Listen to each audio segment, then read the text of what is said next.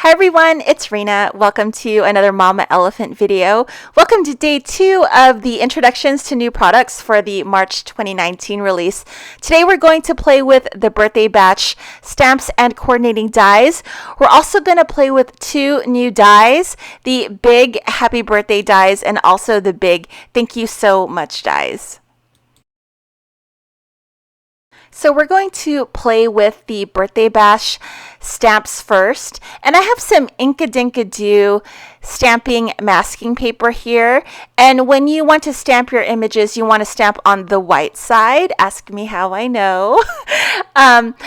I don't have to stamp out the full stamp set, just the piece that I want to mask out. And what I want to do is I want to create a standard size card but have it on the long side. So I only want each half of that image. So one of my cards is going to be the left side of the image, one side is going to be the right. So now I'm blowing my mind trying to figure this out, but I figured it'd be easier for me if I kind of shaded in the area that I wanted to see on the card.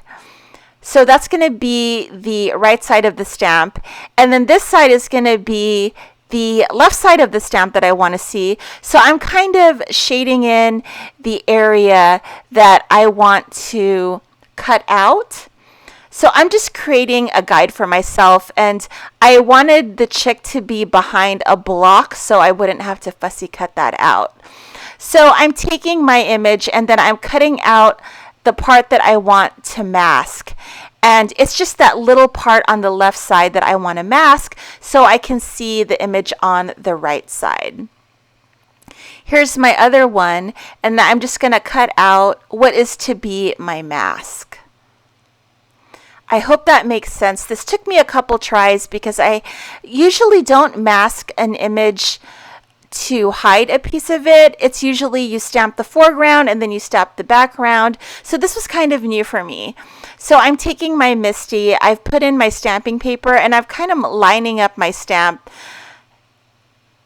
And then I'm going to peel it, and that's the part that I want to see. It's not perfect, but we can sort of color in that area and it won't be so bad. So I'm putting in my mask there because I want to see just the left side of the stamp. And then I'm going to stamp it using my Misty, and then it'll not stamp out the part that I don't want to see. We're going to get back to those 2 images later, but first I wanted to color the image in its entirety. So I've stamped this out using Incon 3 Blackout ink on Michaels 110 Recollections paper. And so as you can see here, it can be quite intimidating because it is a large image and there's a lot going on here.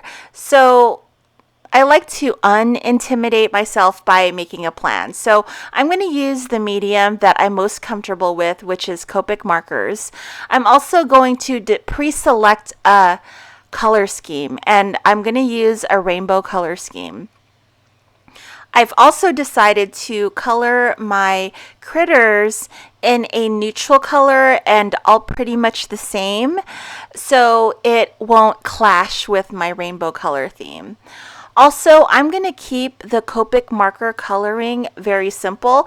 I use my Copic markers simple anyways, so I've pre-selected the marker colors I'm going to use. I've already tested out my marker colors. I know that they're the ones that I want. I know that they work well together. I'm going to use a super light color, and I really like the 000s, the quadruple zeros, the double zeros, and then I'm going to use just a shade darker or 2 than it. And then I'm just going to use the 2 markers to blend. Now for the blending, again, we're going to keep it really simple. For the ribbons on the presents, that's where I'm going to do my shading. But for the box part of the presents, I'm going to use that lighter color, and I'm going to flick it ever so slightly just to add color, but just make sure that it's super light. So as long as you have shading on the bows, it looks like you worked really hard on coloring this. And then I'm just mixing up the colors here, just so I get that rainbow feel.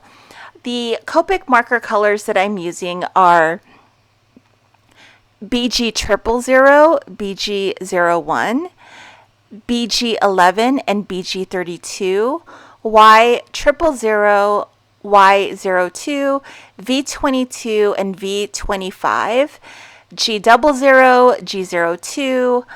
I had to use the 0 color because I don't know if you saw it, but my marker blew up on the purse. That purple color always gives me trouble. I don't know why I continue to use it. E23, E30, and E50 for my neutral colored critters, and R11 for the blush, R22, R21, R02, and R01. So I'm just mixing it up. I'm using 2 colors per color, and that's how I'm achieving this rainbow look. Now that I've finished coloring my image, I'm going to go back and I'm going to fix boo-boos with my 0 marker. I'm also taking the darker colored marker of the two and I'm adding in more shading. So that just gives the illusion that you've blended everything on this card when you've actually only blended out the bows. So now we're going back to the 2 images that we masked earlier, and here, I'm going to make it even more easy on myself because we've masked out part of the image so there's less coloring.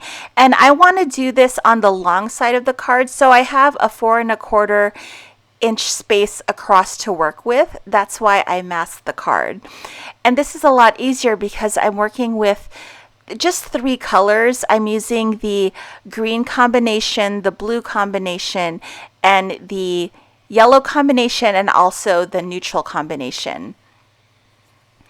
And I did this in a green and yellow color scheme because, of course, St. Patrick's Day is this month. And also, I wanted to use different colors than I normally do.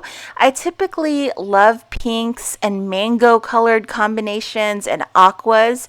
And I just really wanted to just use other markers in my collection and just try different unexpected color combinations.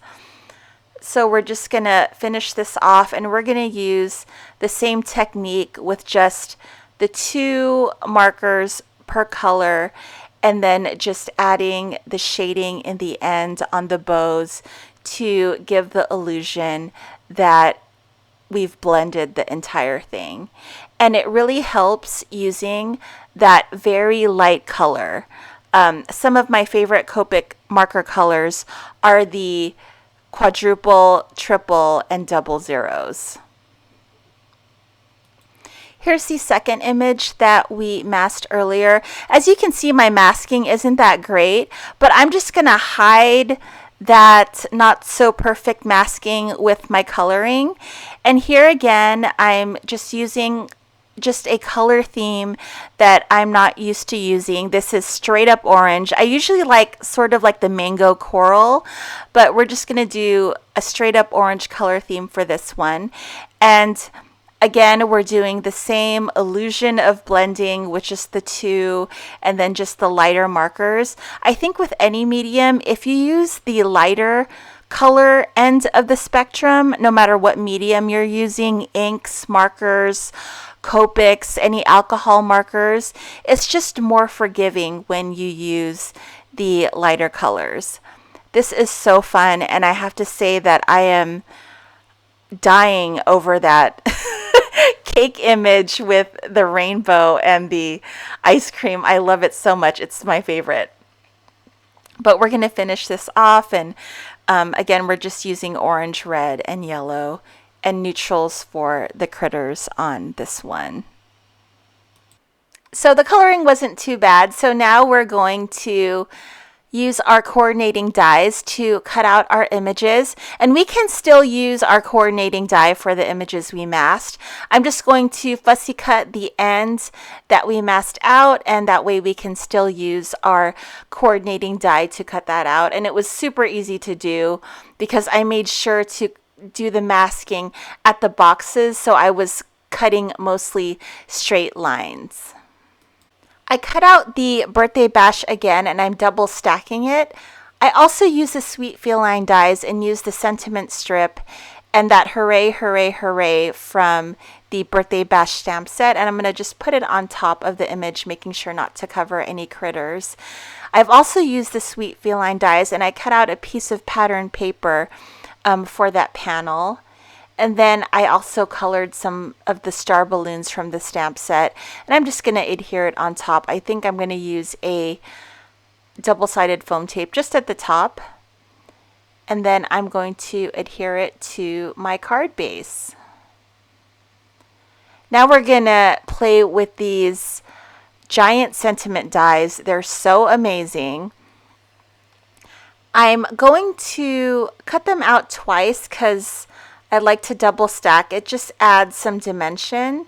I'm just going to cut it out in white, and I just love it. It comes out in one piece. It cuts like butter. It's so amazing. I love how big they are. I love the font. And I'm just taking some glue, and I'm just double stacking them, and I'm putting something heavy on top so it dries straight. We're going to use those big sentiment dies that we just created, and we're going to pair it with the images that we masked. I'm just taking those and I'm putting double-sided foam tape on them, and I've cut out 2 panels using the wood grain die, which I'm obsessed with, and I used some colored paper that is just in my stash that I haven't used, and I just love the color. I love this orange color that I have here. It's kind of a yellow orange. And I have just a light green paper also. And I just love the texture that the wood grain die makes.